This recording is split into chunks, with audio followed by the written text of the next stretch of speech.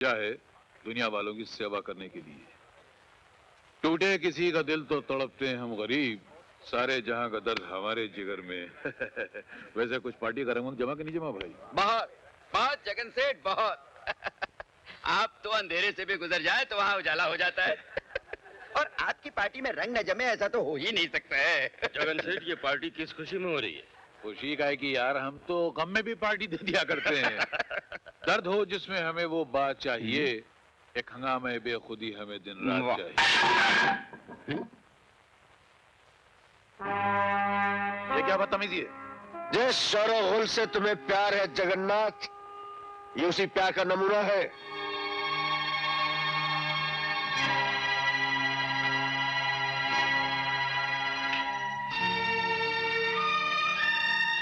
इन गरीबों के जख्म नजर आ रहे हैं तुम्हें?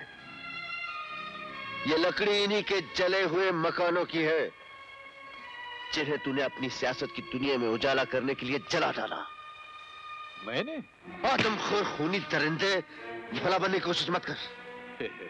चलो खुशी हुई, जिंदगी में पहली बार किसी ने जगन सेठ के गिरेबान पे हाथ डालने की कोशिश तो की, उसके सामने ऊंचा बोलने की हिम्मत तो की। मैं ऊंचा बोल ही नहीं रहा, बल्कि तुझे इतनी ऊंचाई पे लटका दूंगा कि तू दोबारा अपने मनहूस कदम इस दुनिया में न रख सके। चल मेरे साथ।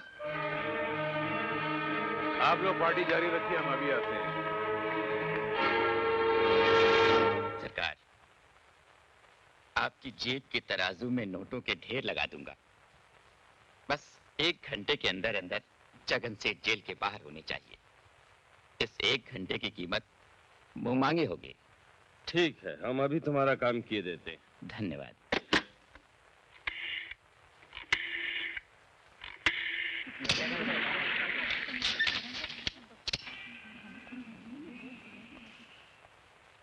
जगन सेठ, आप जैसे समाज सेवक को पुलिस ने गिरफ्तार किया, इसकी क्या वजह है? पुलिस ने नहीं, एक सर फिर इंस्पेक्टर ने, जो नाम वालों के नाम पर कीचड़ उछालकर रातों रात अपना नाम ऊंचा करना चाहता है। क्या आप ऐसे पुलिस वालों के लिए कोई पैगाम देना चाहेंगे?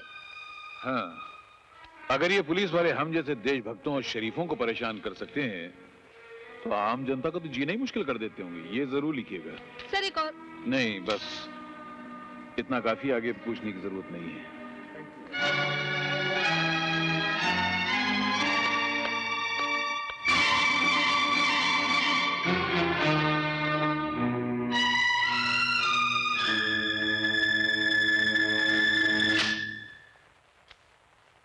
सर, बड़ी मुश्किल से मैं जगन को गिरफ्तार करके लाया था, और आपने इतनी आसानी से उसे जाने दिया।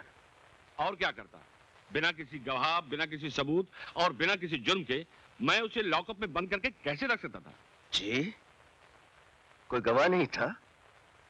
वो मंगलू जिसे मैंने रंगे हाथों फसाद करते हुए पकड़ा था, गवाही देने के लिए तैयार था।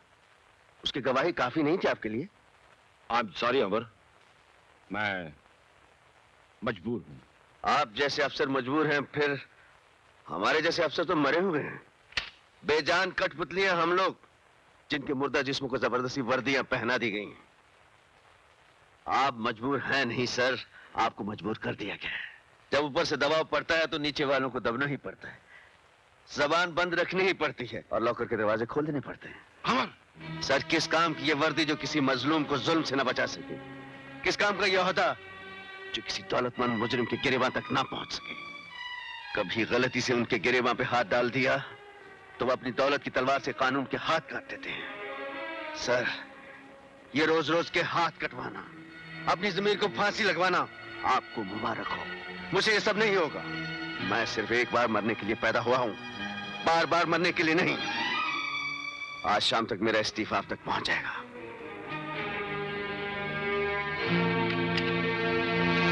चलिए जगन भाई, आपका काम तो हो गया।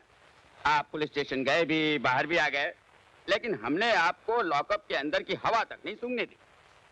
अब जरा मेरी जेब के पोलिंग बूथ में आपका वोट पड़ जाए तो जिंदगी के इलेक्शन का मजा आ जाए। थैंक यू, शुक्रिया, धन्यवाद। जगन भाई, आप इतने खामोश क्यों हैं? चंपकलाल जी, मैं शायद पिछले जन्म में सांप था। सांप जिस तरह अपने दुम पर पैर रखने वाले को डस न ले, उसे चैन नहीं आता है, उसी तरह मैं जब तक अपने दुश्मन को तड़पा तड़पा कर घिनौनी मौत न मारूं, मेरे मन में बदले का जहर उबलता रहता है। मैं उस हरामजादे अमर को जिंदा नहीं छोड़ूंगा। शांति शांति, भूल कर भी जल्दबाजी में कदम मत उठाना जगन भाई। मैं बड़ी मुश्किल से ऊपर वालों को मना कराया हूँ। नहीं चंपकलाल जी, उसने भरी महफिल में मेरी बेइज्जती की और बेइज्जती पर तो मैंने अपने सगे बाप को मार डाला था। वो साला की देगची का मसाला है। शांति शांति जगन बाबू, थोड़ी देर के लिए अपने दिमाग के जहर को ठंडा रखिए प्लीज। जब लोग इस केस को भूल जाएं, आप डटकर बदला लीजिए, मैं हूं।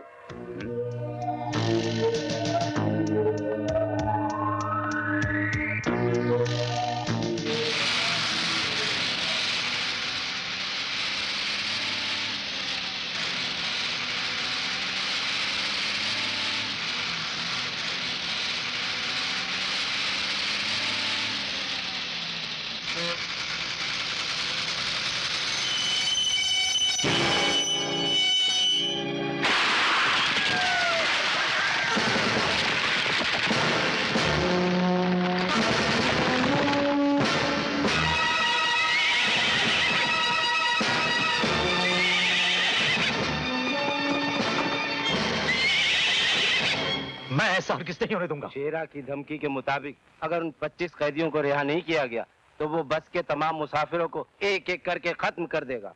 अगर हमने उन कैदियों को आजाद कर दिया तो वो खतरनाक मुजरिम न जाने कितने मासूमों के खून से जमीन को रंग देंगे। हमें उनसे मिलने क्यों नहीं देते? प्लीज हमें जाने दीजिए। हमें जाने दीजिए। सुनिए, मैं आप लोगों के जज्बात को समझता हूं और ये भी जानता हूं कि ऐसे मौके पर आप तो क्या, दुनिया का कोई इंसान खामोश नहीं बैठ सकता। लेकिन आपने उन डाकुओं को पकड़ने के लिए अभी तक किया क्या है? आप लोगों के रिश्तेदारों को बचाने के लिए हम कोई कसर बाकी नहीं छोड़ेंगे। लेकिन हम आपकी झूठी तसल्लियों से चुप बैठने वाले नहीं हैं। चिल्लाने और शोर मचाने से कुछ नहीं होगा। मेरी आप सबसे दरख्वास्त है कि आप सब मिलकर हमारा साथ दीजिए। मैं वादा करता हूं कि बहुत जल्द बस के मुसाफिरों को सही सलामत अपने अपने घर पहुंचा दिया जाएगा। शेरा ने ये ऐलान किया है कि अगर उसके 25 साथियों को रिहा न किया गया तो वो एक एक करके अगवा किए हुए सारे लोगों के टुकड़े टुकड़े करवा देगा। भाई वाह, क्या धमकी है। सरकार को हिलाने का काम जो बड़े बड़े अपोजिशन लीडर नहीं कर सके, शेरा ने कर दिखाया। ये प्लान अकेले शेरा का नहीं था, इस नाचीज का भी था। ओह, दिमाग की ताकत हमारी थी, बाजू की ताकत शेरा की थी। जी जी, वो तो है। हुजूर की अक्ल के कदमों पर तो बड़े बड़े पहाड़ तक सर झुकाते हैं। अब देखिएगा ये सरकार कागज की कश्ती की तरह कैसे डगमगा जाती है। यहाँ एक बच्चा या औरत मारी गई और वहां सरकार ने घबरा कर फौरन उन 25 कैदियों को छोड़ दिया। पर जगन से आप उन 25 कैदियों का करेंगे क्या? हंगामे, दंगे, फसाद, उन कैदियों को देश के कोने कोने में भेजेंगे, फिर धर्म के नाम पर, मजहब के नाम पर, सियासत के नाम पर इतने हंगामे कराएंगे कि ये सरकार हिल कर रह जाएगी। जगन सेठ, आप इतने बड़े हंगामे तो मत करवाइए। कहीं ऐसा ना हो कि बलवे की आग हमारे दामन तक पहुंच जाए। आग हमारे दामन तक न पहुंचे इसीलिए तो आपको रखा है। हम आग लगाते जाएंगे, आप बुझाते जाइएगा। हाँ?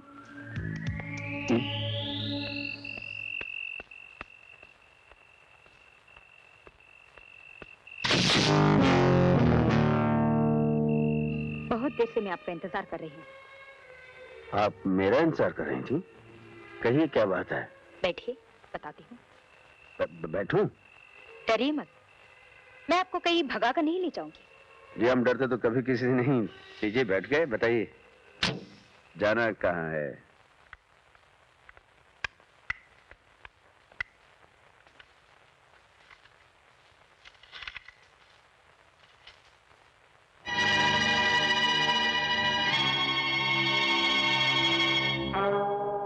साहब, अमर, तुमने इस इलाके से डाकू शेरा के कदम उखाड़कर अपनी बहादुरी का सबूत दिया है। सर, डाकू शेरा के कदम पूरी तरह उखड़े नहीं, क्योंकि शेरा सिर्फ डाकू ही नहीं, बहुत बड़ा टेररिस्ट भी है।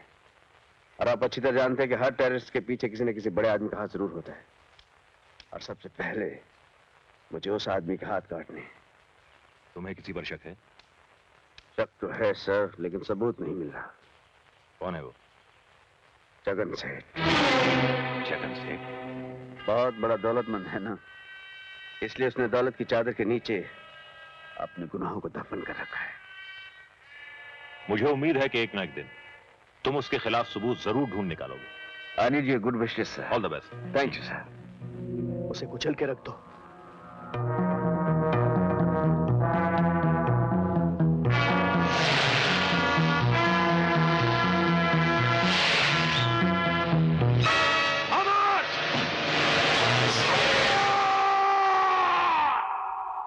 अमर जी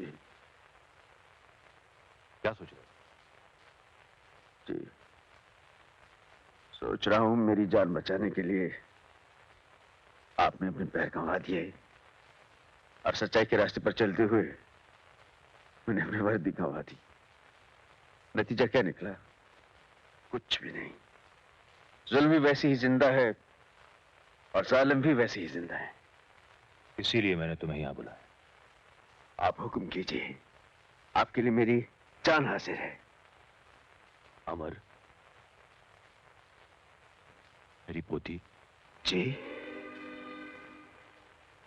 दयाल साहब, क्या कह रहे हैं? क्या हुआ आपकी पोती को? मैं बताती हूँ अमर साहब। सीमा अपनी एक सहेली की शादी अटेंड करने बस में बेंगलोर जा रही थी। अचानक रास्ते में डाकुओं ने हमला किया और बस में बैठे हुए तमाम लोगों को अगवा करके ले गए। अगवा कर लिया? किसने? शेरा ने।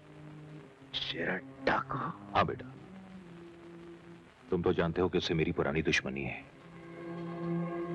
अगर उसे यह पता चला कि सीमा मेरी पोती है तो पता नहीं वो उसके साथ क्या सुलूक करेगा। बेटा, ये बूढ़ा हाथ जोड़कर तुमसे अपनी पोती की जिंदगी की भीख मांगता है। दयाल साहब, ये क्या कर रहे हैं आप? आप क्यों शर्मिंदा कर रहे हैं मुझे? आपने तो मुझे औलाद से भी ज्यादा प्यार दिया है। मुझे पढ़ाया लिखाया, पुलिस की वर्दी दिलवाई और उस दिन अपनी जान पर खेलकर मुझे नई जिंदगी दी आपने। मेरा तो हर सांस आपका कर्जदार है। आप हुक्म दीजिए दयाल साहब, मैं अपनी जान पर खेलकर भी सीमा को उन दरिंदों के चुंगल से बचा कर लाऊंगा। आप मुझ पर भरोसा रखिए दयाल साहब। हाँ, मैं जाऊंगा, जरूर जाऊंगा।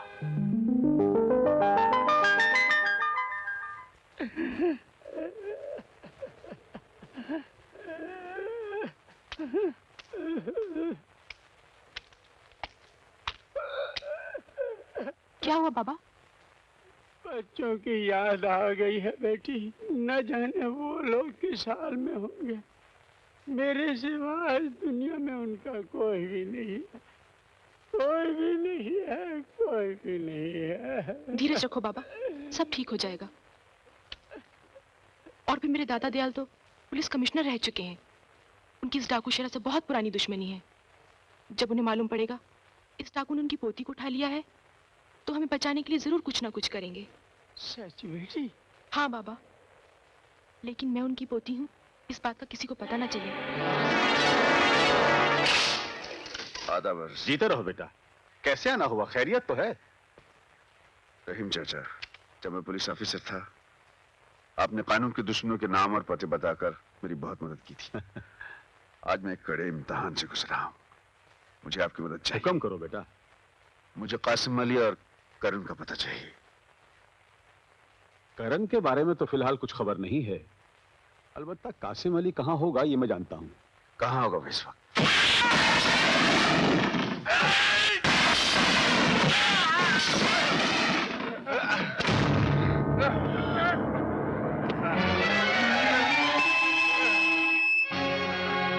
क्यों बे मुंगी लाल, लल्लू चंद, बेईमान चंद, फकीर लाल।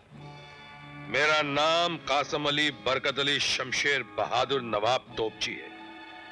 जब मैं मिलिट्री में था तो इन हाथों से इतनी गोलियां चला चुका हूं कि बंदूक से निकली हुई गोली अगर मेरे हाथों की पकड़ में आ जाए तो अंदर ही फड़फड़ा कर दम तोड़ देगी, साले बाहर नहीं निकलेगी। इसीलिए कहता हूं कि दोबारा कभी भी कासिम अली बरकत अली के साथ चीटिंग करने की कोशिश मत करना, ना ही आस्तीन से पत्ते निकालने की कोशिश करना, वरना जब तू घर लौट कर जाएगा बेटा तो ना तेरे पास हाथ रहेगा और ना ही आज तक। समझ गया?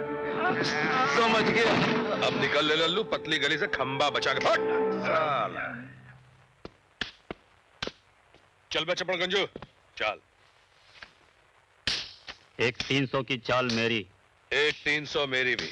चाल का माल तो डाल बाप। बड़ा बेभरोसे का आदमी है बे, साला मर जाएगा तो कफन नसीब नहीं होगा। बीवी फटेली साड़ी में लपेट कर डाल आएगी अंदर। ये ले 1000 की अंगूठी है, इसमें से 300 डाल रहा हूं।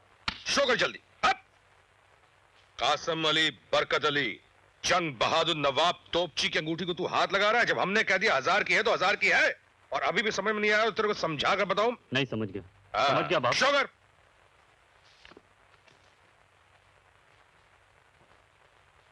गुलाम बेगम बादशाह।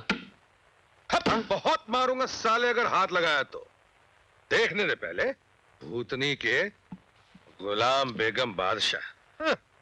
गुलाम बेगम बादशाह की औलाद क्या है भैया? इक्का बादशाह बेगम। हो गया मुंह काला? साला कासिम भाई की अंगूठी को हाथ लगा रही था। अच्छा कासिम अली बरकत अली जंग बहादुर नवाब तोपची, चलता है इधर से। खुदा हाफिज। चल बेटा हसन, अब तुझे तेरे अब्बू से कोई शिकायत नहीं रहेगी। बाप बेटा मिलकर जम के मौज मनाएंगे। कासिम भाई! भाई!